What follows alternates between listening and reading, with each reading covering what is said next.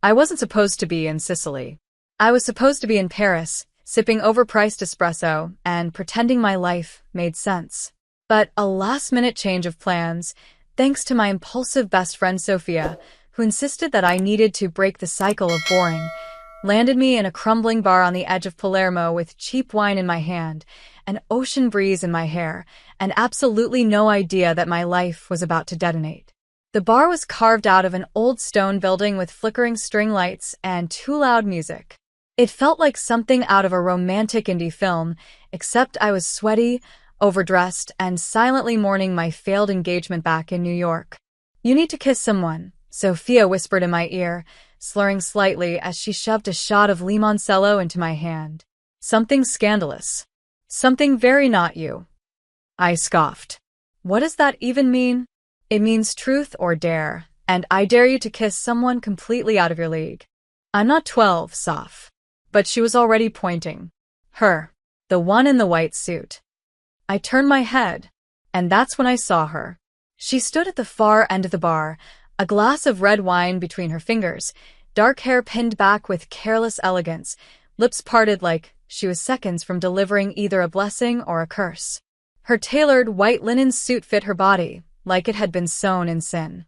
She looked like power and money and heartbreak, like trouble. "Absolutely not," I muttered, heart already pounding. "Too late," Sophia said, grinning. And then, because I'm apparently a masochist or just incredibly drunk, I walked over to her. "Hi," I said. "This is ridiculous, but I'm on a dare, and you look like the kind of woman who never loses one." She didn't smile. She stared at me for a long moment, as if trying to decide whether I was worth her breath. Then she said in a low, velvet-accented voice, "Do you always do what your friends tell you?" "Only when alcohol is involved." I paused. "So, may I kiss you?" Something flickered in her expression. Surprise, maybe, or amusement. Then she tilted her head and said, "Yes. But be warned, in Sicily, a kiss means more than you think." I didn't know what she meant. I didn't care. Her lips were soft and tasted like wine and danger. The kiss was supposed to be brief. It wasn't. I don't remember who pulled who closer, but by the time we parted, I was breathless and she looked like she'd just sealed a deal. "What's your name?" I whispered. "Luciana." She offered her hand. "Luciana Moretti." Like the wine empire? She only smiled. I should have known. The next morning, I woke up with a splitting headache and a ring on my finger. Sophia was passed out on the floor, surrounded by postcards and empty bottles, and there, on the little terrace outside our Airbnb, stood Luciana, still in that white suit, holding a coffee, looking far too composed for someone I'd just drunkenly kissed. "Buongiorno," she said. "I hope your hangover isn't too cruel." "What the hell happened?" I asked, blinking against the sun. "You don't remember?" "I remember the kiss." "Ah." "You don't remember the engagement." "The what?" She held up a phone and played a video. There we were, laughing, tipsy, standing in front of a small crowd in the same bar. I was on one knee, ring in hand. Luciana was nodding. The crowd was cheering. I looked like a woman possessed. "Oh my God," I whispered. "That wasn't real. It was a joke. Right?" "In Sicily," she said slowly, "we don't joke about proposals. But we just met. And yet, here we are. We're not really engaged." "Technically," she said, sipping her espresso, "you proposed." I accepted. There were witnesses. My head spun. "This can't be happening." "It is," she said. Then, softer. "Unless you want to cause a scandal." "Scandal?" "My family is traditional, powerful. You proposed in public. Backing out would be seen as an insult. And trust me, insult is not something the Moretti name takes lightly." My blood ran cold. "Are you blackmailing me into marrying you?" "Not at all," she said, too calmly. "I'm merely pointing out the consequences of your actions. But if you wish to disappear quietly, I won't stop you." My pulse thundered in my ears. "Why aren't you more upset?" "Because I think," she said, eyes meeting mine with unnerving clarity, "that fate plays strange games. and I'm curious to see how this one ends. I opened my mouth, but I had no words. The sun glinted off her ring, my ring, apparently, and I realized I had no idea who Luciana Moretti really was. All I knew was that her kiss still burned on my lips, and I was now fake engaged to a Sicilian heiress who looked at me like she was already planning my ruin or my salvation. I didn't run. I wanted to. God, I wanted to grab my bag, book the first flight out of Palermo, and forget that I ever tasted her mouth or saw the glint of amused cruelty in her eyes. But I didn't run. Maybe it was pride. Maybe it was curiosity. Maybe it was the way she stood there on the terrace, completely unshaken, like she had orchestrated the whole night down to the kiss, the ring, and the video that would haunt me for the rest of my life. I wrapped a towel around myself and stepped outside, blinking at her in the Sicilian sunlight. "Luciana," I said carefully, "last night was insane." I wasn't thinking. I didn't mean any of it. She looked at me over the rim of her coffee cup. "But you kissed me." Yes. "On a dare. You proposed. Drunk. You didn't look drunk." "Well, I was." "That may be," she said coolly, "but you weren't forced to do it. It was a joke. A very public one." I rubbed my temples. "Okay. Fine. Then what do you want from me? You want me to apologize to your family?" "No." She set the cup down and stood. "I want you to play along." I stared at her. Play along with what? "The engagement. Luciana. For 2 weeks." "What?" Stay. "Pretend to be my fiancé. Smile, play the part, then disappear. Quietly." "Why?" Her expression didn't change, but something in her voice shifted. "Because my father is dying, and he wants to see me settled before he goes. Because I've deflected questions for years. Because for once, it's easier to lie than explain why I've never brought someone home." I blinked. "You're not out." Her lips tightened. "I'm strategic. In my family, visibility is risk." I looked at her for a long moment. Everything about her was sharp edges and control, but there was something else beneath it, something brittle. "So, I'm your cover story. Temporary. You get a Sicilian vacation. I get peace. Then we both go back to our lives." "You really think no one's going to see through this?" "They won't. You were very convincing last night." I flushed. "I don't even know you. Then get to know me. Quickly." "Luciana, if you walk away now, you will offend the Moretti name in front of the entire Palermo elite.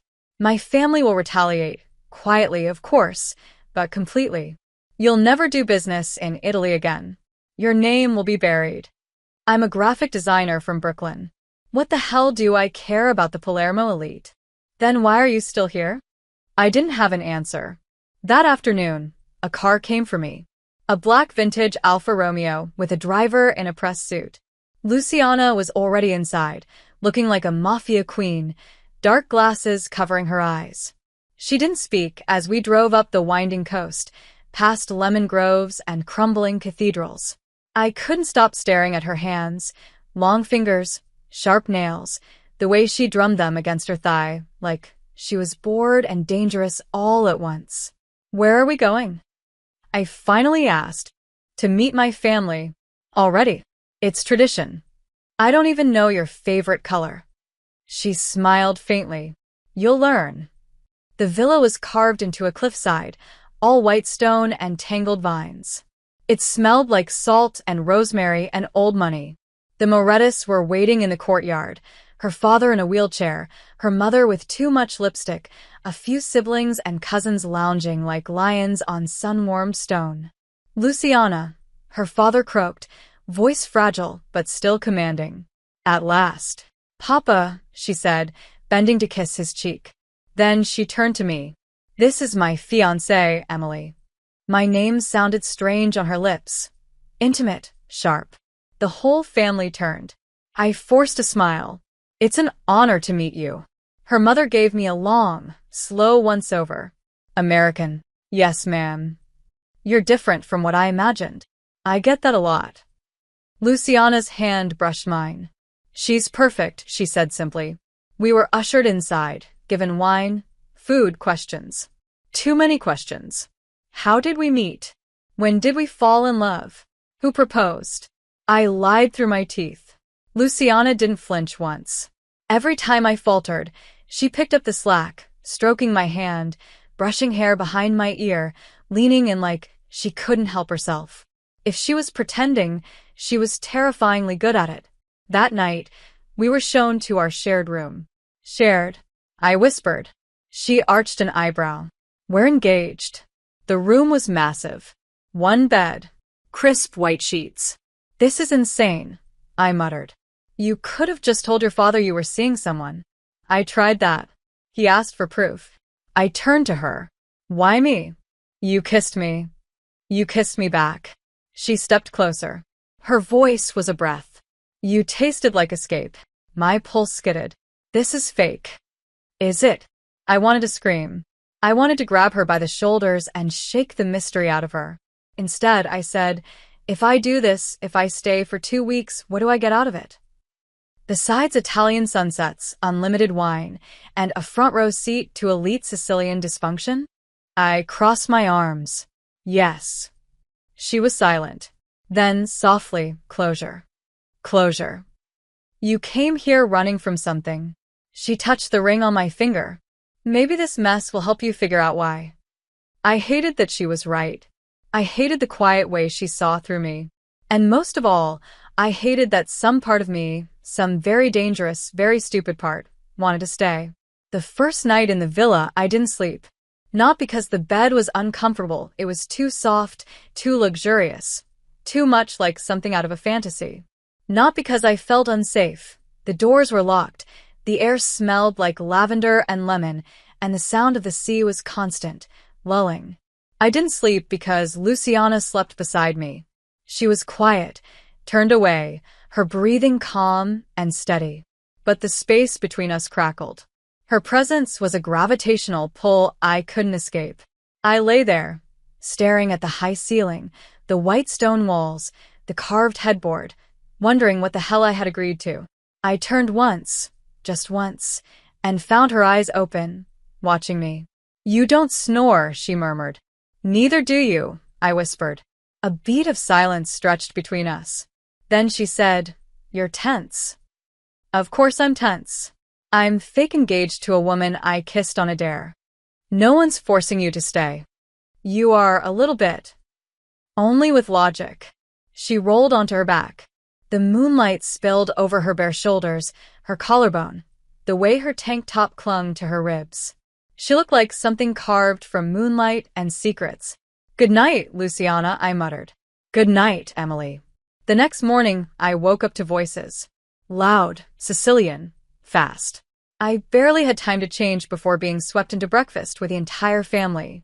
The Morettis did not believe in quiet meals. The table was long and crowded, siblings, aunts, cousins, laughter, arguments, espresso shots slammed down like battle drums. Luciana sat beside me, perfectly composed, answering questions with sharp wit and soft smiles. She played her role flawlessly. I tried. So, Emily, said a woman with sharp cheekbones and a stare that could peel paint, how did you and Luciana meet? At a bar, I said, too quickly. Luciana's hand brushed mine under the table. She squeezed, subtle, grounding. I was with a friend, I added, and Luciana caught my eye. She always catches eyes, said a man across from us. But not hearts.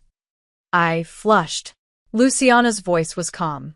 Emily isn't like the others. That shut them up. After breakfast, Luciana led me through the lemon groves behind the villa. Thanks for saving me back there, I said. They're vultures, she replied. They smell blood. Or lies. You've done this before? Love what you've seen so far and want to help me keep creating these awesome stories on this channel? Then subscribe and hit the bell. Your subscription supports the channel and makes sure you get more exciting stories. No. But I've watched others try to survive in this family. It's a game. Play it well or lose. What happens when you lose? They forget you existed. Her voice was flat, too calm. Luciana, I said carefully, why do they care so much about who you marry? Because I'm the only one left who hasn't ruined the family name. I stared at her. What does that mean? She looked at me then, eyes colder than the sea. It means I have a duty. And for the first time in years, they think I'm fulfilling it. I wanted to ask more, but she was already walking ahead, through the trees, her hair catching the sun. That afternoon, I found myself alone in the villa's library, a sprawling room with ancient books, dust motes dancing in the light, and the scent of old paper and lemon oil. I wasn't snooping.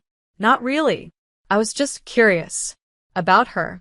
About the kind of woman who could make someone feel owned with just a look. About the girl beneath the heiress mask.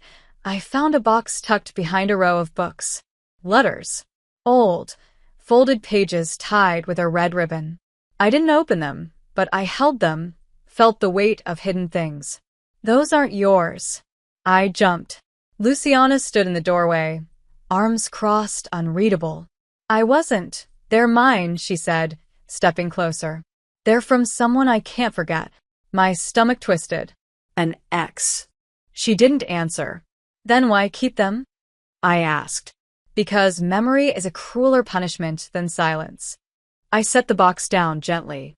You said this was just a game, that we were pretending. But you're not pretending all the time, are you? Her jaw tightened. It's easier with you than I thought it would be.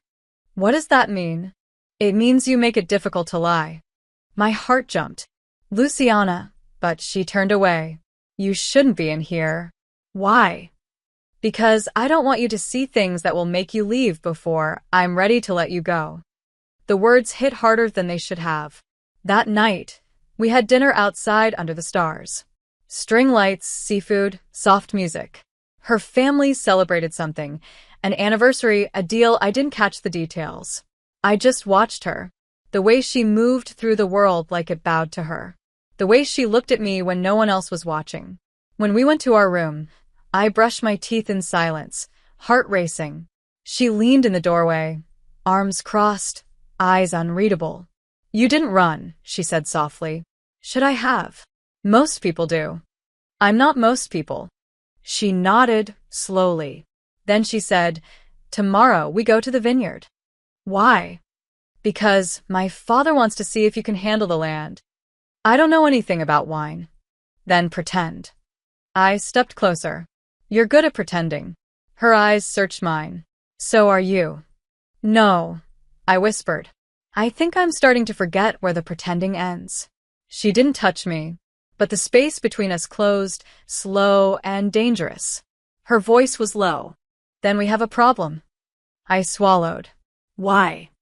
Because if I stop pretending, I'll want you for real. And for the first time, I didn't know if I wanted to stop her. The vineyard stretched endlessly in every direction, rows of vines bowing under the weight of ripening grapes, the air thick with sunlight and the earthy perfume of soil, fruit, and summer. It was early morning, the golden hour still lingering on Luciana's cheekbones as she stepped out of the vintage car and handed me a pair of gloves. You're serious about this? I asked, staring at the basket in her other hand. Completely, she said. The land is everything to my father. He believes if you can't get your hands dirty here, you don't deserve the name. I don't want the name. Doesn't matter. You asked for authenticity. This is it. I sighed and followed her into the vines. The workers were already scattered across the rows, their voices low and rhythmic in the morning stillness. Luciana nodded at a few of them, exchanged quick words in Italian I couldn't follow, but I watched the way they looked at her, like she was both respected and feared. She handed me a pair of small clippers and gestured toward a vine. You want the grapes firm, not soft. Don't bruise them. Use the basket gently. I squatted beside her, feeling the dirt beneath my knees, the sun warming the back of my neck. I didn't realize heiresses did manual labor. They don't, she said without looking up. But I do. Why? Because this land raised me. She lifted her gaze. Because when I'm here, I remember who I was before the lies. Something in her voice twisted in my chest. I looked at her, really looked at her. The dirt on her hands, the sun in her hair, the quiet way her fingers moved over the vine like it was something holy. "You're different out here," I said. "Less curated. Careful, Emily. If you see too much of the real me, I might start seeing too much of you." My breath caught. Is that such a bad thing? She didn't answer. We worked in silence after that, the sun climbing higher, sweat trickling down my spine, my hands aching. It was hard, honest work. The kind that makes your thoughts slow down, your defenses slip. By midday, we were sitting under an olive tree at the edge of the vineyard, sharing a bottle of cold water and the remains of a tomato sandwich wrapped in cloth. Luciana bit into hers, then wiped her mouth with the back of her hand like she wasn't the same woman who had made me weak with a single look the night before. "You're not bad at this," she said. "I used to help my uncle garden. Grapes are just sexier tomatoes." She smiled, faint but real. Sexier tomatoes. I'll never hear that differently again. "You're welcome." Her smile faded as she looked out over the vineyard. "I haven't brought anyone here in years." "Why me?" "Because you didn't ask to come." "You mean because I was drunk and stupid? Because you weren't trying to impress me or gain anything? You just arrived. Like a storm. Like a mistake that doesn't feel like a mistake anymore." I didn't breathe for a second. Then she turned to me. "You said your engagement ended. Why?" I hesitated. Because she loved who I used to be, not who I was becoming. "And who are you becoming?" "I don't know yet."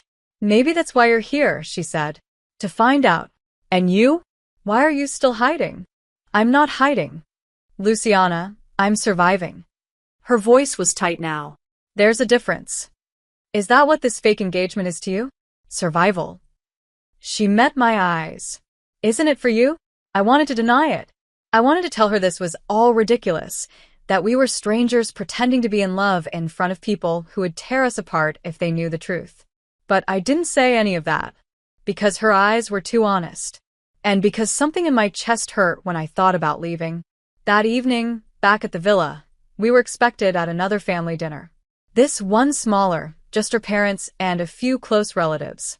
I wore a soft cream dress I borrowed from Sophia's suitcase. Luciana stared at me when I stepped into the hallway, her gaze slowly traveling from my shoulders to my hips, like she was cataloging every weakness. "What?" I asked. "Nothing," she murmured. "You just make it hard to remember we're pretending." The dinner was quieter than the first. Her father looked tired, his eyes sunken deeper into his skin. Her mother kept refilling his wine glass when he wasn't looking. "Luciana," he said suddenly after the main course, "have you told her?" My stomach dropped. Luciana froze for just a moment, then forced a smile. "Told her what, Papa?" "About the wedding. I want to see it before I die." The air went cold. "There's no need to rush," she said. "There's always a need to rush when time's running out." His voice cracked. Her mother's fork clattered against her plate. "We've only just gotten engaged," Luciana said softly. "There are plans to make. Dates. Venues. Then choose one." He looked at me. "Would you prefer a sea view chapel? Or something in the mountains?" I glanced at Luciana. She was staring at her father like he was a ghost. "We haven't talked about it yet," she said. "You should." Her mother stood abruptly. "I'll get dessert." She didn't return. That night, I found Luciana on the balcony outside our room, smoking a cigarette with one hand, her other clenched into a fist. I joined her. "He's getting worse," I said quietly. "Yes. And he wants something he can hold on to." "Yes." "Luciana." She turned to me, eyes red. "He's the only reason I've stayed this long. The only person in this family who's ever tried to understand me." "So you'd marry a stranger to make him happy?" "I've done worse for less." "I'm not just a pawn." "I know." "Then stop treating me like one." "I don't mean to." I reached for her hand. She didn't pull away. "This is getting dangerous," I whispered. "I know. So stop." "I can't." And then she kissed me. It wasn't like the first kiss in the bar, wild and reckless and tinged with laughter. This was something else. Something quiet, desperate, full of things we hadn't said. Her hands trembled as they cupped my face. Mine slid into her hair, pulling her closer, deeper. I tasted smoke and sorrow and the faintest trace of wine. When we broke apart, she rested her forehead against mine and whispered, "I don't know how to stop wanting you." And I, foolishly, selfishly, whispered back, "Then don't." The kiss changed everything. We didn't speak of it the next morning. We didn't need to. It lived in the way her fingers brushed my wrist when she passed me coffee, in the silence that lingered too long between us in the hallway, in the glance we exchanged across the breakfast table when someone mentioned the wedding again. Her mother had returned to her usual place of quiet calculation, studying me like I was a math problem she couldn't solve. Luciana deflected each question with polished elegance, but her eyes kept returning to me, like she couldn't help herself. Or maybe I was the one who couldn't stop watching her. We weren't pretending anymore, not really. Not when I could still feel her mouth against mine like it had left a mark. Not when her hand brushed the small of my back and made my skin burn. Not when the air between us was so charged it felt like we were seconds from undoing everything we'd promised not to feel. That day, Luciana took me into town. "We need to be seen," she said. "The local market, the tailor, the church. My mother is asking questions." "So we're running errands for your alibi?" "Something like that." The town was sun-drenched and crooked, full of narrow alleys and the smell of citrus and stone. We walked close, hands almost touching but never quite. At the market, she chose olives and cheeses while I tried not to stare at the way her hair stuck to the back of her neck. At the tailor's, she fitted me for a dress I didn't need.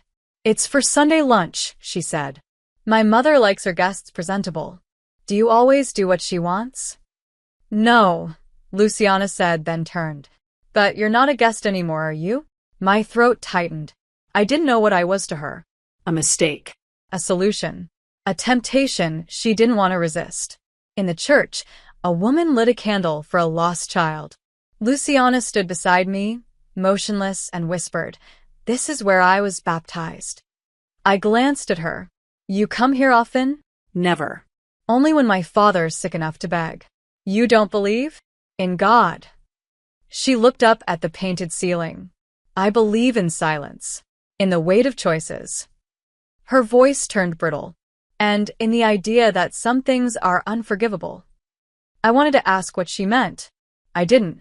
Outside, the sun had shifted. She reached for my hand. This time, she didn't stop before touching me. She laced our fingers together. Just once. Just long enough for my heart to trip. That night, she didn't kiss me. She stood at the foot of the bed, watching me with a storm in her eyes. "If we keep doing this," she said, "if we keep letting it happen, I know. It will get harder to stop. Maybe we're already past that." She didn't deny it, but she didn't come closer, either. And I didn't ask her to. The next morning, Sophia called. I hadn't heard from her since that night at the bar. Her voice came through the speaker sharp and loud. "Are you alive? What the hell happened? You disappeared off the grid." "I'm fine," I said, stepping onto the terrace. "I'm just still here." "With her?" "Yes." "Oh my God. Emily, you proposed." "I didn't mean to." "And now?" "I'm not sure what's real anymore." There was a long pause. "What's she like?" I hesitated. "Complicated." "Do you like her?" "Yes." "Do you trust her?" I didn't answer. She said gently. "Whatever this is, don't lose yourself in it." I promised I wouldn't. I was already breaking that promise. Luciana found me on the stairs that afternoon, barefoot, holding a glass of wine I hadn't touched. "You're quiet," she said. "Just tired." "You spoke to someone from your old life." She reminded me of who I was before this. "Do you want to go back?" I shook my head. I don't know who I am when I'm not pretending. Maybe pretending is the only place we can be honest. I looked at her. That's a sad way to live. It's the only way I've survived. That night, a storm rolled in over the water. We watched it from the bedroom window, side by side in the dark, lightning flashing over the sea. "I keep thinking about the first night," I said. "The kiss?" Yes. "You warned me about what it would mean. You said in Sicily, a kiss means more than you think." She turned to me slowly. And now I think I understand. Her lips parted like she wanted to say something, but nothing came. Instead, she reached for me. Not like before. Not hesitant. Not guilty. Like she was done fighting. Our mouths met in silence, the storm outside matching the one inside my chest. Her hands were firmer now, more desperate, sliding under the hem of my shirt like she'd been waiting days to touch me again. I let her. I pulled her closer. She whispered something in Italian I didn't understand, her mouth against my neck, and I didn't ask what it meant. I just held her. After, she lay beside me, arm draped over my stomach, breathing slowing. This wasn't part of the plan, she murmured. No, I whispered. But I don't care. A beat. Then, soft and almost broken, she said, I don't want you to leave. And I didn't know if it was her heart talking or her fear. But I stayed. The morning after felt like waking from a dream I wasn't ready to let go of. The air was still, heavy with the scent of salt and earth, and Luciana's body was curled beside mine, arms slung across my waist as if she'd forgotten the rules she herself had written. For a moment, I let myself pretend that this bed, this villa, this life was mine, that she was mine. Then the knock came. Sharp, precise, impatient. Luciana stirred, groaning softly as she pulled the blanket tighter around us. Ignore it, she muttered. The knock came again, louder this time. It's probably your mother, I whispered. She won't stop. Then let her find me like this, she said, voice still thick with sleep. Let her know I'm done pretending to be someone I'm not. My heart caught on the edge of her defiance, but I was already slipping out of bed, throwing on the nearest robe. When I opened the door, it wasn't her mother. It was Chiara, the sister, the one with the slow smile and sharper eyes. Morning, she said, stepping inside without waiting for an invitation. Her gaze swept the room, taking in the unmade bed, the second wine glass, the flush that hadn't left my skin since the night before. Am I interrupting? A little. She smiled. Good. Luciana sat up in bed, hair a mess, eyes narrowed.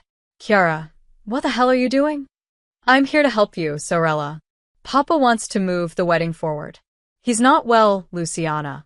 He's slipping. I know. Then stop pretending you can drag this out forever. We just got engaged, Luciana said tightly. So you've said.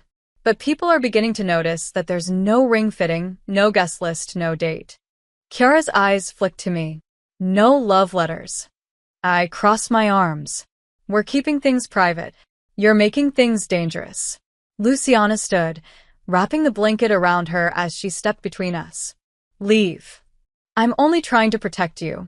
You're trying to manage me, like everyone else in this family. Chiara didn't argue. She just turned to me again. You know she's never brought anyone home before, right? I figured. And you know what happens to people who fall for Luciana Moretti? No, I said, meeting her gaze. Why don't you tell me? Chiara smiled. They don't last. After she left, Luciana didn't speak. She went to the window, arms wrapped tight around herself, eyes on the olive trees swaying outside. She's wrong, I said. About what? About this not lasting. About you. No, she's not, Luciana whispered. She's just cruel enough to say it aloud. I walked over to her, placing a hand on her back. You don't have to be what they expect. But I do. That's the curse of being born into a legacy. You don't get to choose who you are. You inherit it. I don't believe that. She turned to me then, and her eyes were wild, like she was afraid I might. That evening, we were summoned again, this time to the family chapel. Her father wanted a blessing. Tradition, he said. Old ways. Heritage. I wore the dress Luciana chose for me. She wore black, like a warning. The chapel was stone and shadow, the air cool even in the Sicilian heat. Candles lined the walls, and in the front row sat the entire family. Luciana's father, pale and drawn. Her mother, stiff and unreadable. Chiara, smirking. We stood before the altar, and a priest I didn't know spoke in low, Ancient words. I didn't understand the ceremony, not really. But I watched Luciana. The way her jaw clenched. The way her fingers trembled when she laced them with mine. And when the priest said something in Italian and gestured for Luciana to repeat it, her voice cracked on the final word. Luciana? I whispered. She didn't look at me. Her hand gripped mine tighter. Later, back in the room, I touched her cheek. What was that? It was a promise, she said. One I don't know if I can keep. Then don't make it. It's too late. He's dying. He wants to see me married. He wants to believe that I'll be loved when he's gone. And you think lying to him is love? I think giving him peace is love. I pulled away, heart racing. And what is this, then? Between us? Real, she said. And that's the problem. That night, I couldn't sleep. I walked through the villa in silence, down long corridors, past shuttered rooms and oil paintings that seemed to watch me. In the library, I found the box of letters again. This time, I opened one. The handwriting was elegant. The words were Italian, but I recognized the rhythm of longing. A love letter. Pages of it. The name at the bottom was a woman's. And suddenly, the weight Luciana carried made sense. She hadn't just been hiding from the world. She'd been hiding a heartbreak she'd never healed. I closed the box gently.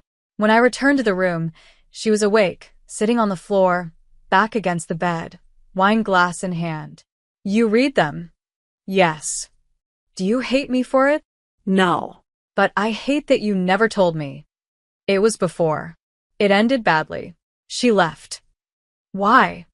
Because I told her I'd never be able to give her what she wanted. And what did she want? A life without secrets.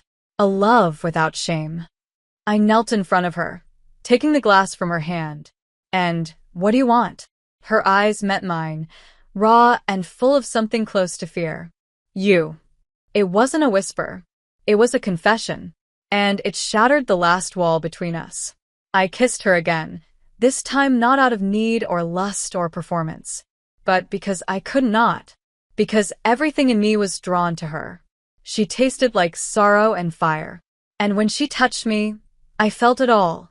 The regret, the yearning, the fragile hope that maybe this time, she wouldn't be left behind. We didn't speak after. We just held each other as the chapel bells rang somewhere in the distance, signaling midnight. A new day. A deeper risk. But I was already in too deep to care. The morning after she told me she wanted me, the villa felt different. The walls seemed to breathe with us, the air heavier, charged, like the whole house had felt the shift between us. There was no more pretending, no safe distance, no line left uncrossed. And yet, we still had to act like this was nothing but performance. Breakfast was quiet.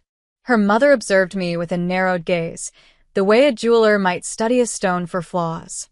Luciana sat across from me, back straight, mouth set in a tight line, but her eyes told another story. They kept flicking to me like they couldn't help themselves. She was unraveling, and I was the thread in her hand. Papa wants to take you both to the vineyard this afternoon, her mother said, slicing into a pear with slow precision. He says he wants to walk the land one last time, with his daughter, and his future daughter-in-law. My stomach twisted.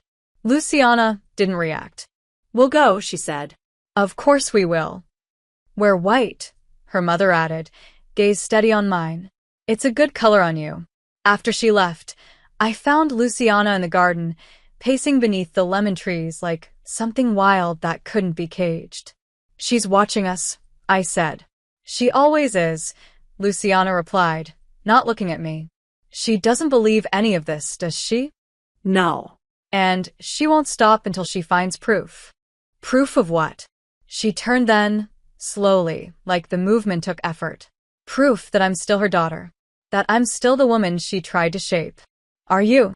Not anymore. I stepped closer. Then show her that.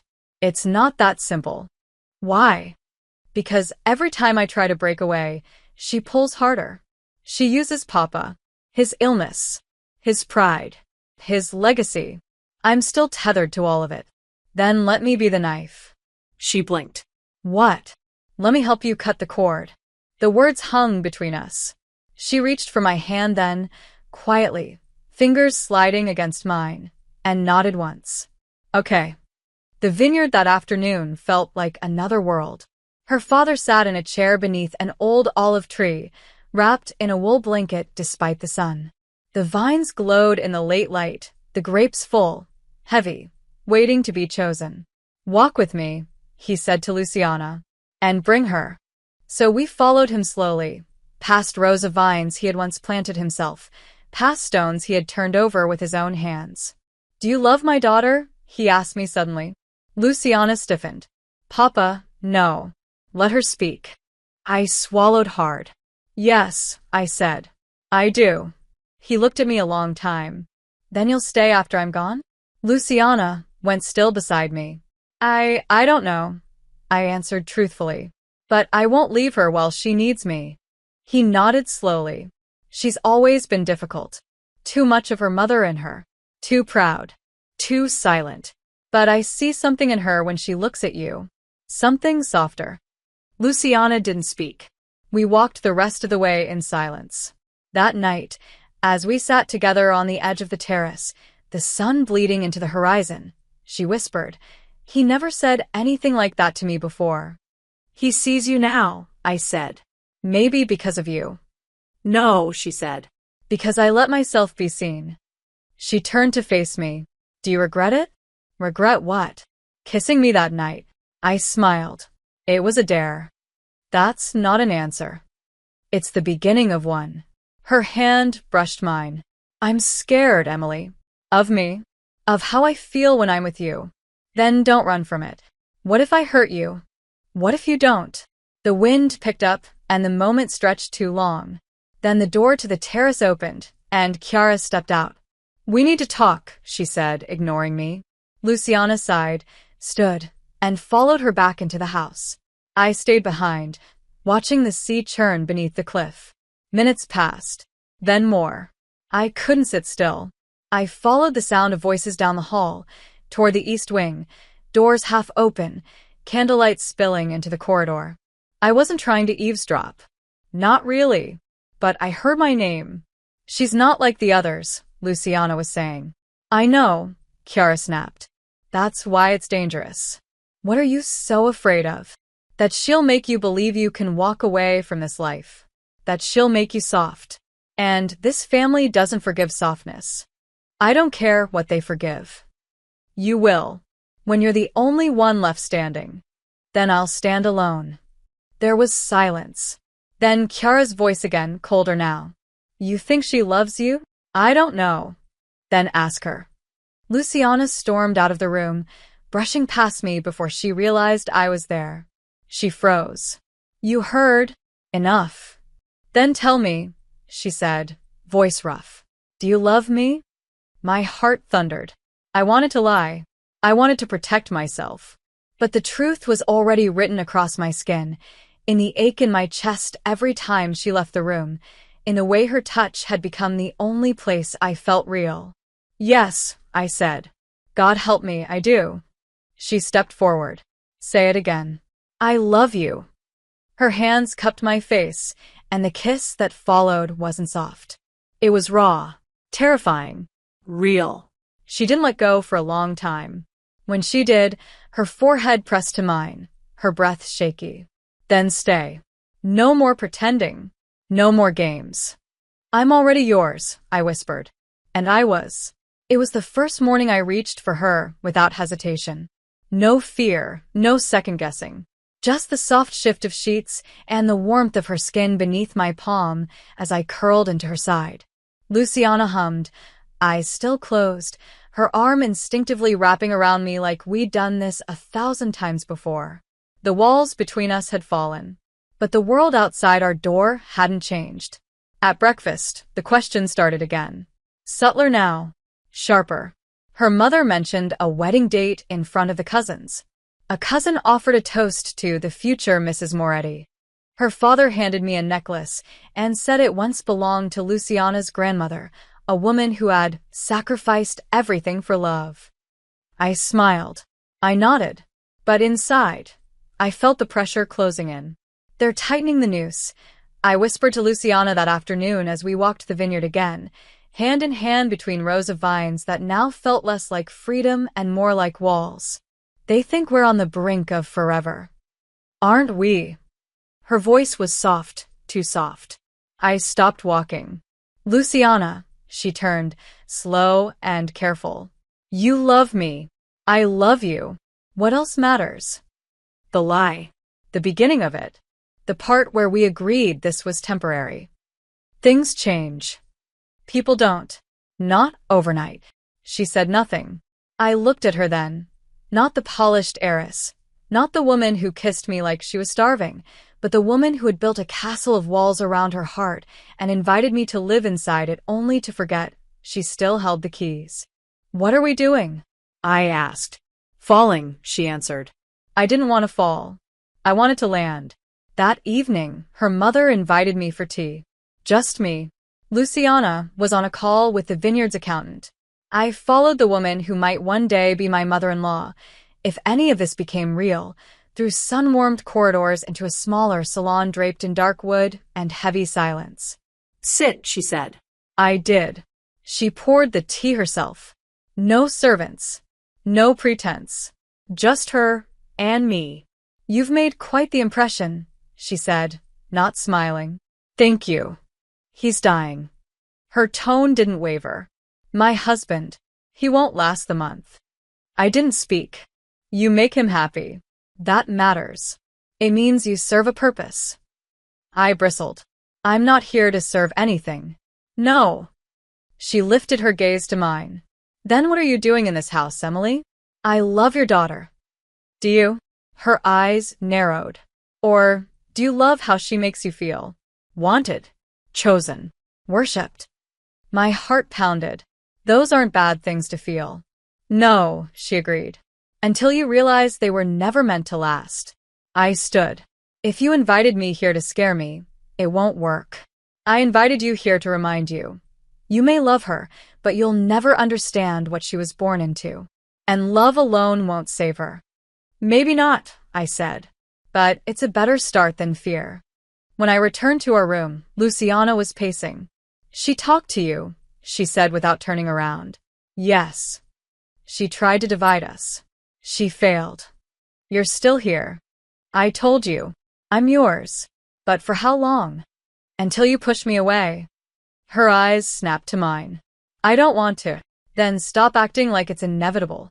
She crossed the room in 3 strides and kissed me like she was angry. I still wanted her. I kissed her back harder. We fell into bed again, tangled and breathless and desperate. When it was over, we lay tangled in silence. We can't keep pretending we're in control of this, I said. I know. Then tell me the truth. About what? About what happens after your father dies. Her body went still. Luciana. Everything changes. The house. The vineyard. The family structure. My inheritance. My position. What about us? That's the one thing I don't know. You mean you don't know if you'll still choose me? No, she turned to me. I don't know if I'll be allowed to. Her words hit like ice. Who's going to stop you? Legacy. Duty. The expectations I've been raised under since birth. You said you didn't want that. I said I wanted you. That hasn't changed, but it might. Emily, don't. I pulled the sheet over my chest. Don't make me another promise you'll break. She didn't try to stop me when I left the room. I didn't go far. Just down to the lemon grove, to a bench half hidden by vines. I needed space to think. But even in solitude, I felt her everywhere.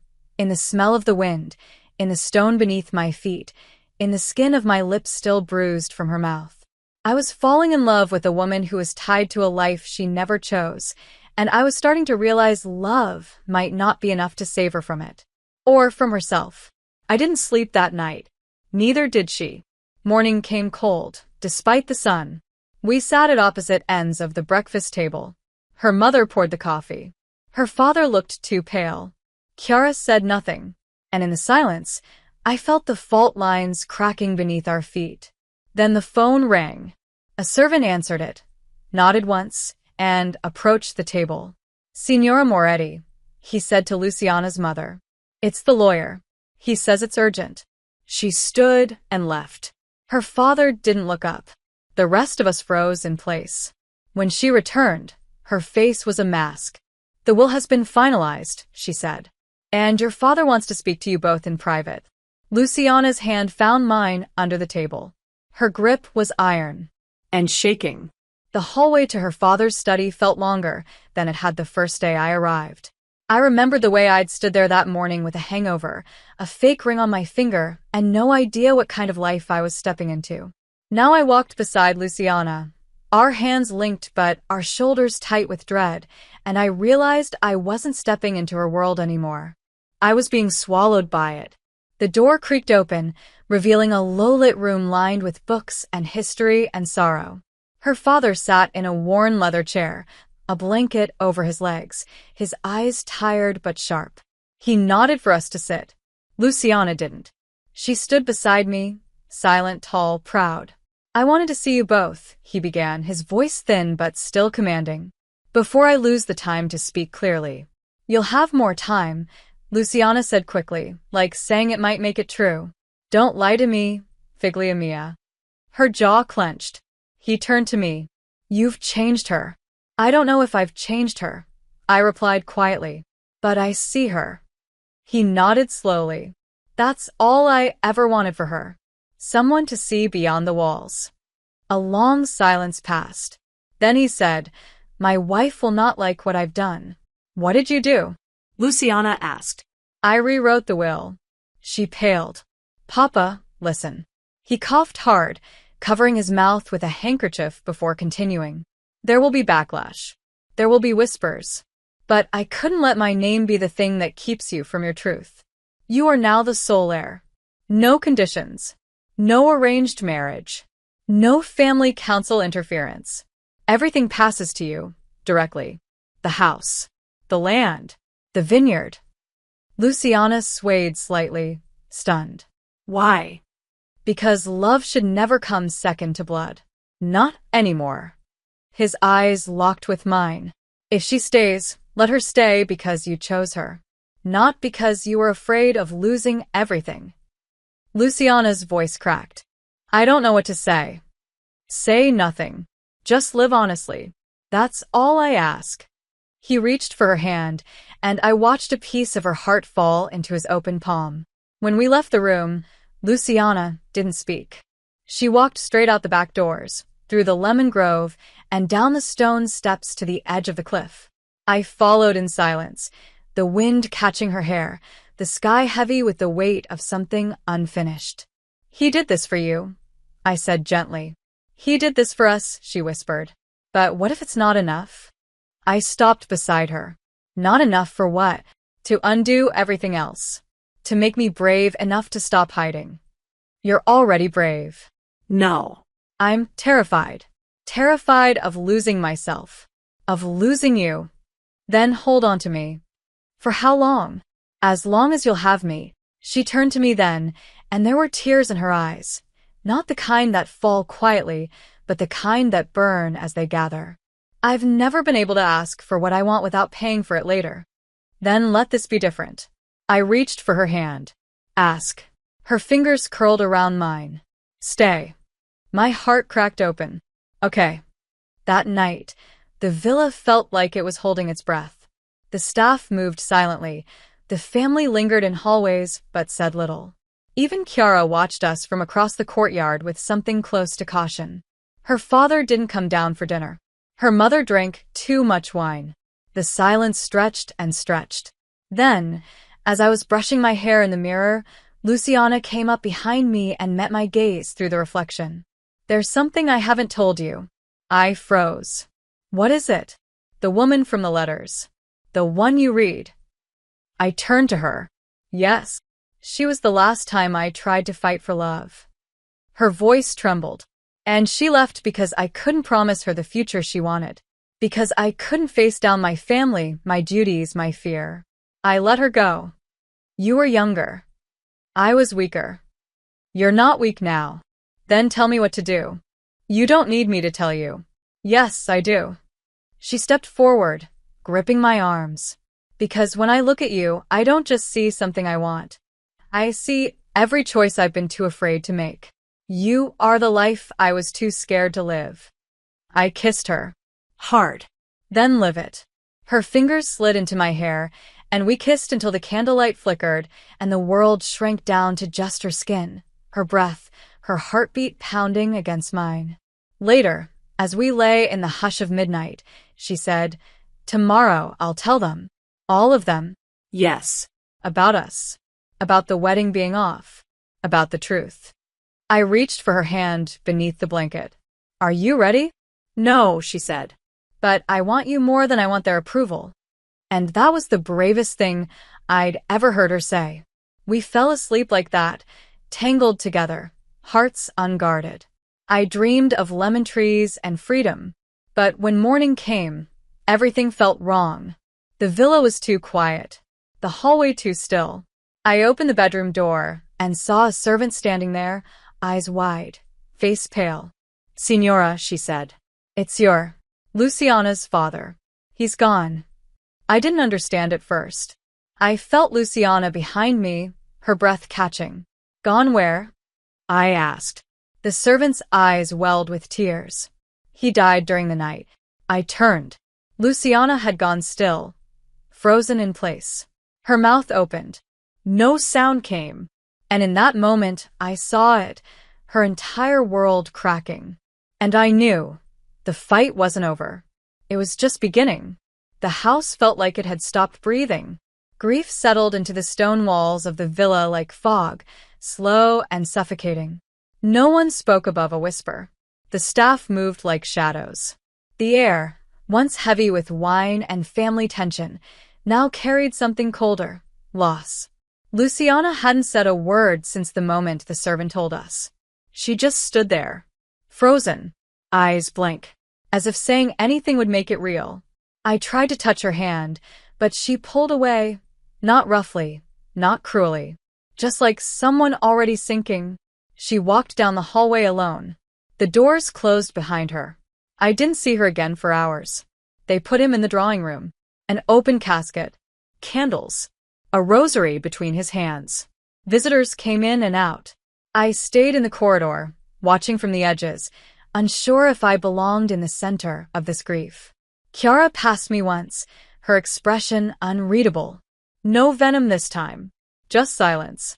When I finally gathered the courage to go looking for Luciana, I found her in the wine cellar, sitting on a barrel, a bottle of Nero Diavola in one hand, her eyes red but dry.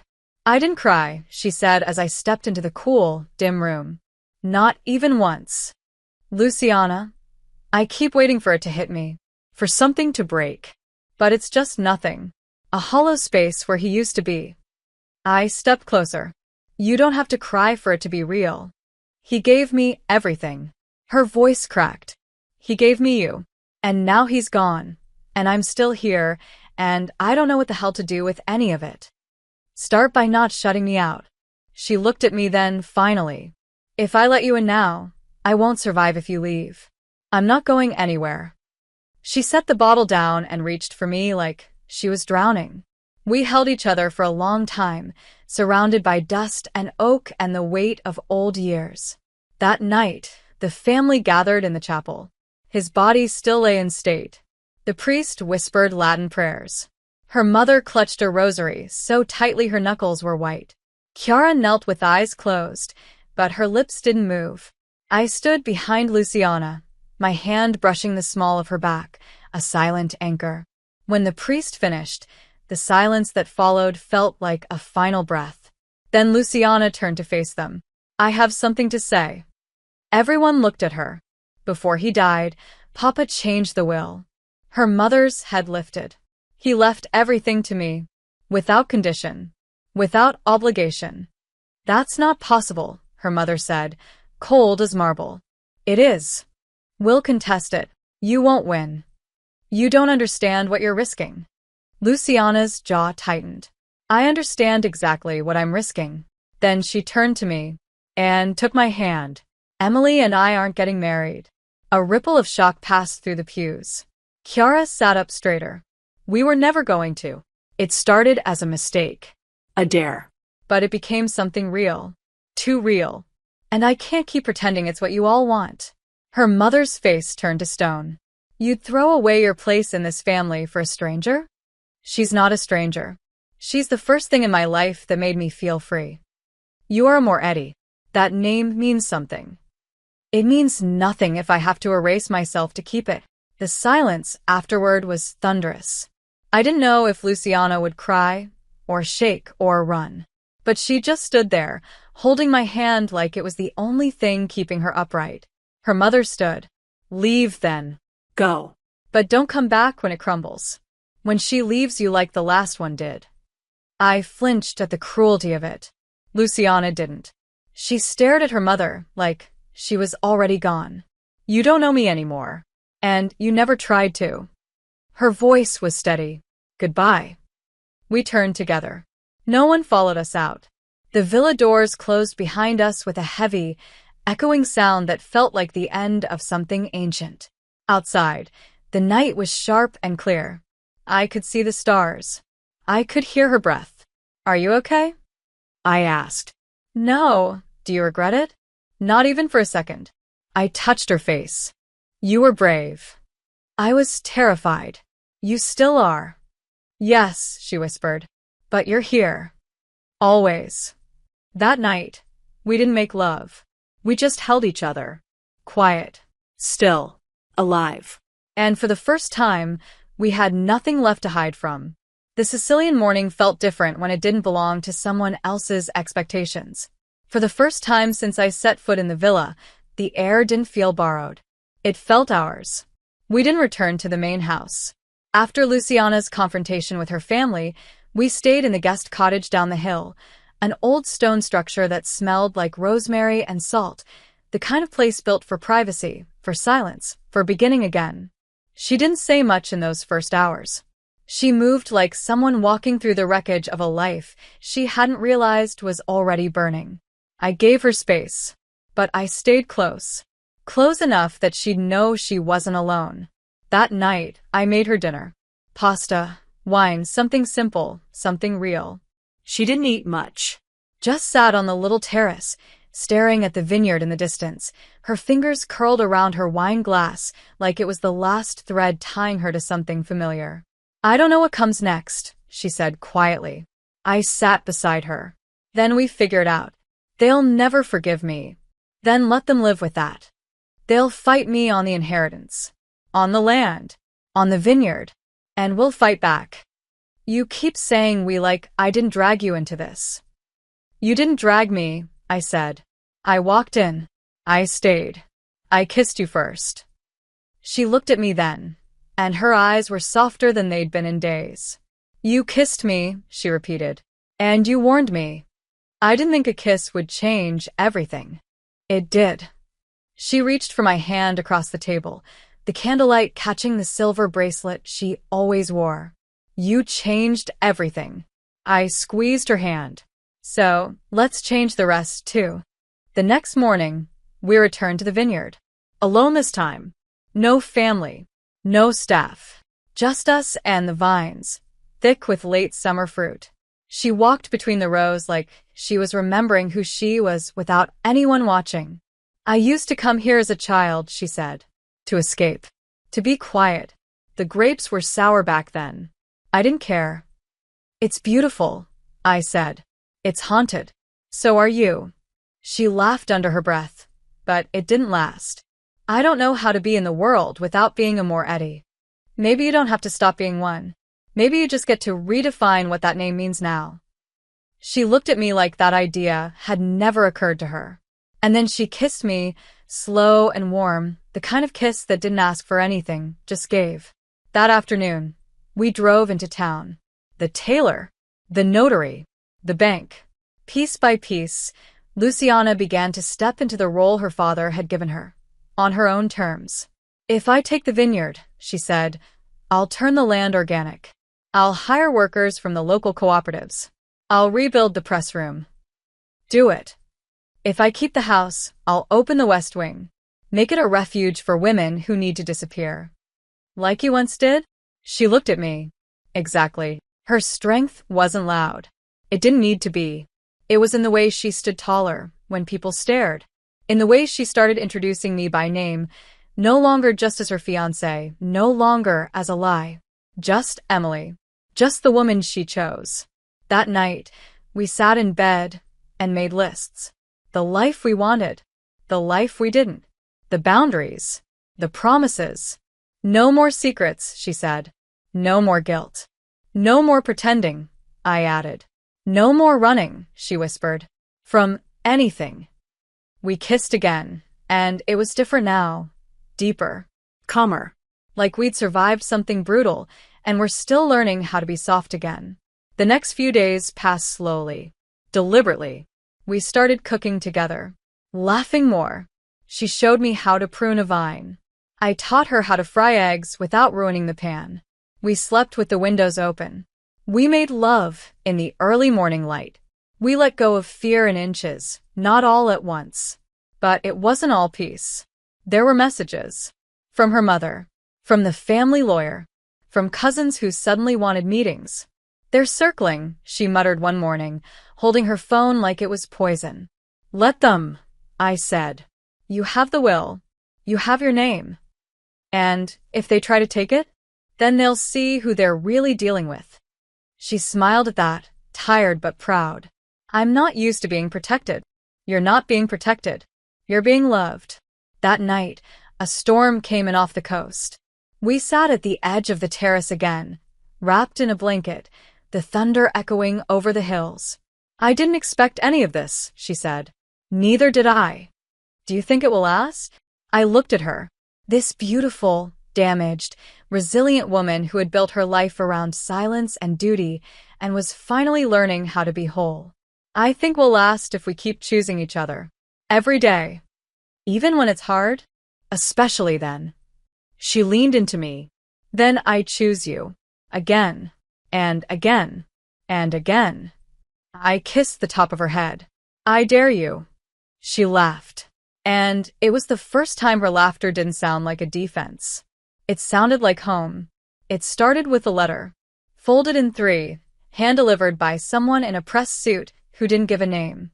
Luciana found it on the windowsill of the guest cottage late one morning, after a slow breakfast and a kiss that still lingered on my lips. She didn't open it at first. She just stared at the envelope. It was cream-colored, elegant, embossed with the Moretti family crest. A reminder that, even in exile, the family still knew where to find her. Are you going to read it? I asked. Her fingers twitched. Eventually. But I saw the way she slid it into the drawer beside the bed instead of tearing it open. Like she needed time to build her walls back up before letting whatever was inside reach her. The next day, another letter came. This time, placed carefully beneath the windshield wiper of our car when we were in town. The same paper. The same silence. No message left at the gate. No footsteps on the gravel. Just the presence. The pressure. Luciana opened this one. I watched her face as her eyes scanned the page, watched the subtle stiffening of her jaw, the quiet way her fingers curled around the edges. What is it? I asked. An invitation, she said. To what? A war. That evening, she told me everything. Her mother, as predicted, had contested the will. She was calling a private family tribunal, a centuries-old tradition among the Morettis. Not legal, not public, but binding within the family's internal network of power. The council would meet. Arguments would be made. A vote would be cast. And if Luciana lost, everything her father gave her, control of the vineyard, ownership of the land, even the house we slept in, would be divided. It's a formality, she said, but they're using it as a weapon. They're trying to fracture what he left me, piece by piece. What can we do? I go, she said. I stand before them. I make my claim. And me? Her eyes met mine. You stay here. No, Emily, don't shut me out of this. Don't go back to doing things alone. She looked at me like it was the first time someone had stood beside her without needing to be asked. Then come. The tribunal was held in an old wine hall, circular, stone-lined, lit by torches and antique chandeliers. There were no robes, no gavels, Just 15 chairs arranged in a semicircle and generations of tension woven into the air. The Morettis had always ruled themselves. It was part tradition, part fear. I stood just behind Luciana as she stepped into the center of the room, spine straight, chin high. She wore black again, no jewelry, no smile. She didn't need armor. She was her own. Her mother sat across from her, flanked by 2 uncles and a cousin with cold eyes and a mouth that never moved. Chiara sat off to the side, watching everything with the detachment of someone who didn't know what side she wanted to land on. The room fell into silence. The will was clear, Luciana said. I was named sole heir. My father's wishes were recorded, signed, witnessed, and notarized. Your father was ill, her mother responded. Easily influenced. You mean he loved me, Luciana snapped. And that made you uncomfortable. What makes me uncomfortable is watching you hand centuries of legacy to someone who doesn't understand it, who doesn't belong here. Her mother's eyes flicked to me. Luciana didn't flinch. Emily is not the threat. Your fear is. One of the uncles spoke then, a slow, measured voice. You've made unusual choices, Luciana. Breaking off your engagement, declining to marry, bringing in an outsider. These decisions have consequences. No, she said. These decisions have freedom, and I won't apologize for them. You've chosen a life that separates you from the family, that separates you from your name. I haven't separated myself, she said, voice rising. I've saved it. I'm the only one who's still here, still building, still fighting for it. While the rest of you drink the wine and count the coins, I walk the fields. I keep the records. I know the people who work this land. None of you do. The silence that followed was deep and sharp. Her mother stood. And what of tradition? What of blood? Tradition didn't raise me. Blood didn't comfort me. Papa did. And he chose me. The council broke to vote. A small room behind a veil, where whispers would decide whether a daughter could inherit what she'd already earned. Luciana stood still, not speaking. I stepped closer and touched her hand. No matter what happens, I said, I'm proud of you. She didn't speak. Just pulled me into a fierce, breathless kiss, right there in front of the whole family. Her mother turned away. Chiara closed her eyes. When the council returned, the head uncle stood. The vote is complete. Luciana tensed beside me. The council recognizes the legitimacy of the will, he said, and upholds Luciana Moretti as sole heir to the Moretti estate and vineyard. I barely heard the rest. My heart was thundering. Luciana's shoulders sagged, just slightly. The council dissolved in seconds. Her mother left without a word. Chiara lingered. She came to us as the room emptied. You're different now, she said to Luciana. Maybe that's a good thing. Maybe, Luciana asked. Don't make me admit it out loud. Chiara smirked faintly, then walked away. And just like that, it was over. Or beginning again. Outside, the sun had started to set, painting the hills gold. I leaned into Luciana's shoulder as we stepped out into the fresh air. How do you feel? I asked. Like I just exhaled after holding my breath for years. What now? Now, she said, we build something that's ours. I smiled. Together? Always. That night, in the old stone cottage that no one could take from her now, Luciana undressed me like it was the first time. Not fast. Not frantic. Just reverent. Her hands memorized me all over again, like she'd finally earned the right to call me hers. And when she whispered my name, it didn't sound like a secret anymore. It sounded like a promise. The silence after victory is never what you expect. There were no grand celebrations, no toasts, no fireworks. Just stillness. And the terrifying realization that now, finally, Luciana was free, but freedom came with its own kind of weight. She stood on the terrace that morning, overlooking the vineyard like it was something both sacred and dangerous, the wind tangling her hair, her arms crossed over her chest like she was bracing for something invisible. They won't come back for a while, she said. The family, they'll let the dust settle. And when they do? I asked, handing her a cup of coffee. They'll find I'm not the woman they used to control. No, I said, sliding beside her. You're the woman who kissed me in front of everyone like it was a declaration of war. A flicker of a smile touched her lips. It was. But beneath the defiance, I saw the fatigue. The grief she hadn't allowed herself to feel fully. Her father's absence lingered everywhere. In the soil, in the air, in the quiet spaces of the villa where his voice used to echo.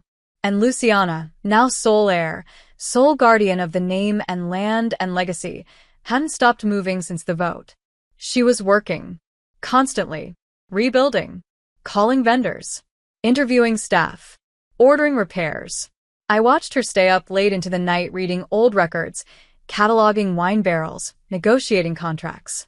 You're allowed to rest, I told her one evening, brushing my fingers through her hair as she sat at the long oak table surrounded by dusty ledgers. Later, she murmured, not looking up. You'll burn out. I can't afford to. Yes, you can. You won. Winning doesn't mean peace. It just means no one's holding the gun but me now. I sat beside her. You don't have to do it alone. I know, but she didn't let go. She didn't delegate. She didn't sleep. And somewhere between her sleepless nights and my quiet watching, something in us began to shift. Not in a violent way, but in a quiet, aching way that happens when two people love each other so much they start to forget how to say it out loud. One morning, I woke up and she wasn't beside me. Again. I found her outside, barefoot in the garden, on the phone with someone from the vineyard. She didn't see me at first. She was tense, her voice clipped. No, I don't care what they said in the meeting. We're switching to organic. If they don't like it, they can leave. A pause. Then they'll leave. Let them. I'm not compromising on this. When she hung up, she looked at me, finally noticing I was there. They're resisting, she said. They think I'm soft now. You're not soft, I said. But maybe you're tired of being hard all the time. Her shoulders dropped. Maybe. Let me help you. You already are. Then let me help you more. That night, I cooked again. I lit candles. I put on music. I waited. And she came home, because that's what it felt like now, coming home, and found the table set, the wine opened, the scent of garlic and herbs in the air. What is all this? She asked, dropping her bag on the chair. Dinner. With me. No spreadsheets. No phone calls. Just you and the woman who fell in love with you the moment you dare her to. She stared at me like she didn't remember how to breathe. Then she smiled. A small, real smile. You didn't fall in love with me that night. You're right. I think I was already halfway there when I saw you in that white suit. She walked toward me, slow, deliberate, and wrapped her arms around my waist. Thank you. For dinner, for staying, for keeping me human. Someone has to. I've never had this before, she whispered. What? A life that feels like mine. A woman who doesn't leave. A future that doesn't require a disguise. I press my forehead to hers. Then don't ruin it by forgetting how to live inside it. We ate slowly. We drank the wine she'd once sworn she'd never give away. We talked, not about business or the vineyard or the legacy. We talked about music. About books. About what name our dog would have if we ever adopted one. And when we went to bed that night, it wasn't about sex. It wasn't even about the weight of everything we'd survived. It was about presence. She fell asleep first, curled into my chest like a girl who'd finally stopped running. I stayed awake for a while, listening to her breathe, memorizing the moment. But peace never lasts long in a house built on secrets. The next morning, a letter arrived. This one wasn't from the family. No crest. No elegance. Just a plain envelope, handwritten in sharp, slanted English. My name on the front. Not Luciana's. Mine. I opened it and read 3 lines that made the air in my lungs disappear. You don't know what she did before you.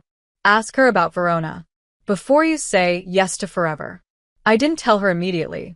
I stared at the letter for too long, trying to convince myself it meant nothing. That it was jealousy, manipulation, poison. But the way my hands trembled told another story. And deep down, I knew Verona wasn't just a city. It was a secret. One that still lived between Luciana and the woman she used to be. I didn't ask her about Verona that day. I tried. I almost did twice. Once while she was barefoot in the vineyard, humming something soft under her breath, brushing her fingers across the vines like they were made of silk and memory. And again that evening, while we lay tangled on the terrace couch, a blanket over our legs, her head resting on my thigh as she read aloud from a weathered Italian novel she claimed to have loved as a girl. But the words wouldn't come. I kept hearing the sentences from that letter over and over in my mind, sharp, deliberate, venomous. You don't know what she did before you. Ask her about Verona. Before you say yes to forever. And I wondered, was that a warning? A threat? Or simply truth, waiting to be acknowledged? That night, after she fell asleep with her arm across my waist, I got out of bed, walked barefoot across the cold stone floor, and reread the letter under the moonlight. 3 lines. That was all it took to fracture the certainty I had so carefully built around us. The next morning, Luciana poured my coffee and kissed my shoulder like nothing had changed. Because for her, nothing had. Only I was unraveling. Only I was carrying a new silence. By midday, I couldn't take it anymore. I found her in the garden, sitting beneath the lemon tree where she'd first told me her father used to walk when he couldn't sleep. Her back was to me, her spine straight, her stillness unsettling. I held the letter in my hand. Luciana. She looked up at once, her expression softening at the sound of my voice. What is it? I didn't speak. I just handed her the envelope. She opened it slowly, read the words, and then nothing. No change in her face. No flicker in her voice. She folded the paper once and set it on her lap like she already knew it would find her again someday. Verona, I said. What happened? She didn't answer at first. Just leaned back against the tree and closed her eyes. She sent this, didn't she? Who? Beatrice. The name hit like a stone in my chest. The woman from the letters? Yes. I sat down across from her, needing to see her eyes when she said it. Then tell me, please. Her voice was quiet, measured, detached, like a story she'd told herself too many times to still feel it. 3 years ago, before I returned to Sicily, I lived in Verona. I was managing one of the family vineyards there, small, modern, efficient. Clean. I liked the distance. I liked pretending I wasn't who I am, that I could be someone else. Someone ordinary. She took a breath. Beatrice was a sommelier. Brilliant. Older than me. Fierce. She didn't fall for who I pretended to be. She fell for the parts one tried to bury. And I let her. What happened? We built a life. For almost a year. It wasn't public, but it was real. Until the day she asked for permanence. She wanted out of the shadows. She wanted a home, a name, a future. And I told her no. Why? Because I was afraid. Of what? That if I chose her, I'd lose everything else. The name, the family, the inheritance, the legacy. So I let her go. She opened her eyes. She never forgave me. And I never tried to explain. Because I didn't have the courage then. But she was right to leave. She said you did something. That I don't know what you did before me. Luciana shook her head. I didn't hurt her. I didn't lie. I was just a coward. I wanted to believe her. And maybe I did. But doubt is a quiet kind of poison. Why didn't you ever tell me? Because I didn't want to bring her into this. Into us. She was my past. But you loved her. I thought I did. Until I met you. Her voice broke then finally. Emily, I don't regret losing her. I regret why I lost her. And I didn't want that fear to follow me into this. Into you. I stared at her, and all I could feel was the deep ache of someone trying to believe in something fragile. But you should have told me. I know. Because now it feels like I don't know what parts of you are mine, and what parts are still hers. None of me is hers anymore. And yet she found me. Her silence was an answer. That night, we didn't sleep beside each other. She stayed downstairs, in the little library she'd made her own. I sat on the edge of our bed, turning over memories like pages I suddenly wasn't sure how to read. Every kiss, every promise, every whispered forever. Were they mine? Or echoes of something that came before me? In the morning, I woke to find the bed still empty, the cottage too quiet. I walked outside and found her standing in the vineyard, talking to one of the older workers. She looked calm, controlled, like nothing inside her was breaking. I wanted to scream, but I didn't. I waited, and when she returned to the cottage, hours later, sunburned and silent, I met her in the kitchen. "Tell me one thing," I said. "Anything. If she asked you again today, if Beatrice stood in front of you and offered you the life she once wanted, would you say yes this time?" Her eyes didn't leave mine. "No, why?" "Because that life wasn't real. And this one is. Because I didn't fight for her, but I would fight for you." I stepped back, my voice a whisper. "Then fight." "What does that mean?" "It means I'm leaving tomorrow." Her face shattered.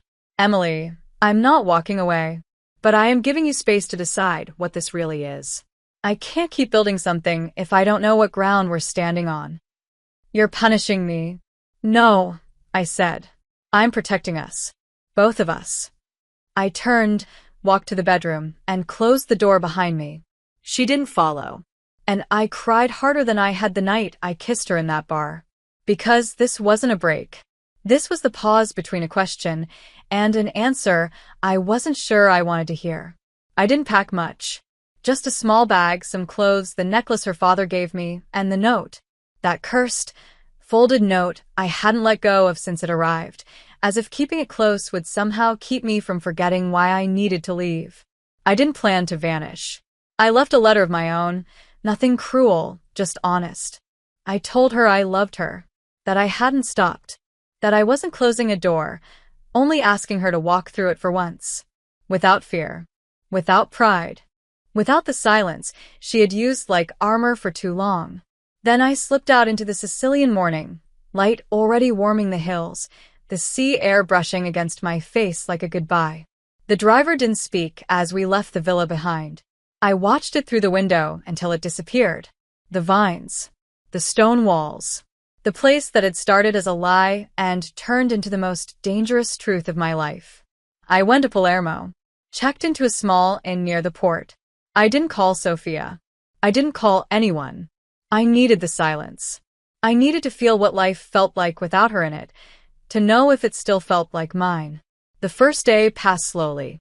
I sat by the marina with my journal and wrote her name over and over, like repetition could dull the ache. It didn't.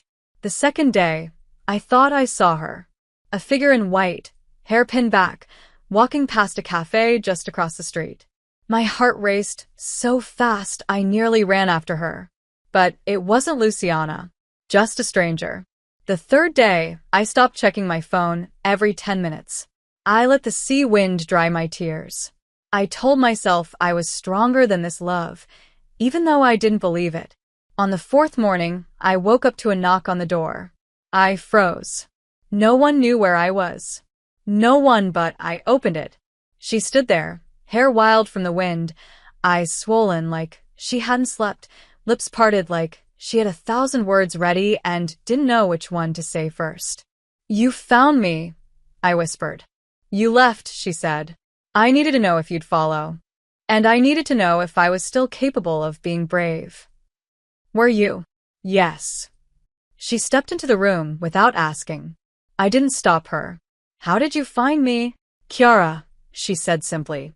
"She saw your letter, gave me a look like she wanted to kill me, and then told me if I didn't fix this, she'd fix it for me." I let out a shaky laugh. Good for her. I've spent the last 3 days losing my mind. And what did you figure out? That I don't care about Verona, or the vineyard, or the name Moretti if it doesn't include you. I stared at her, trembling. "Don't say that unless you mean it." "I mean it." She came closer. "I've spent my whole life letting silence speak for me, letting fear shape me. But then you showed up, drunk and defiant, kissed me like you were daring the world to stop you, and everything changed. I was terrified that day. So was I. And now I know what I want. She took my hands. I want to wake up beside you every morning. I want to argue about pasta and how many lemon trees to plant and where we'll keep the dog when it rains. I want us, Emily, not as an escape, as a choice. Forever is a long time, I whispered. Then let's start with today. I pulled her into my arms like I was breathing again for the first time. We kissed like survivors. No rush, no desperation. Just two women who had fought their pasts and found each other on the other side. That afternoon, we drove back together. She held my hand the entire time. No hiding, no shame. The villa greeted us with the hum of wind and sea and memory. The staff didn't blink when they saw us. Chiara was waiting in the garden with a half smile and a bottle of wine. I take it you stopped being a coward, she said to Luciana. Briefly. Don't get used to it. I might, Luciana murmured, glancing at me. That night, beneath the same sky where we had once hidden everything, she proposed. Not with a ring, with a question. Marry me, she said, barefoot, holding my hands, a candle between us. This time, sober. This time, because I can't imagine a future where you're not waking me up every morning with your chaos and your warmth and your terrifying honesty. I'm still mad at you, I said. I'm still mad at myself. I want a real ring. You'll get 5. And a dress that doesn't come from your dead cousin's wedding closet. Agreed. And a dog. Definitely a dog. I kissed her. Then yes. We didn't need a ceremony that night. Just each other. The air. The land. The promise that this time, we wouldn't run. Months later, we stood in the vineyard, surrounded by people who chose to be there. Chiara gave a speech that made everyone laugh. Sophia cried so much she had to redo her mascara halfway through. And Luciana, in a linen suit that fit her like a second skin, stood beside me and whispered, "This is ours now. All of it. Not because we took it, because we built it." And she was right. The vineyard, the house, the future, the kiss that had started it all. We built it, stone by stone, truth by truth, kiss by kiss. And we never stopped choosing each other. Not for a dare, not for survival, but for love. Always love. Thank you so much for being here and for believing in this channel. If you feel in your heart, you can donate with super thanks so I can focus more and more on this project. Your support helps me keep creating these love stories and bringing them to life for you. See you in the next video.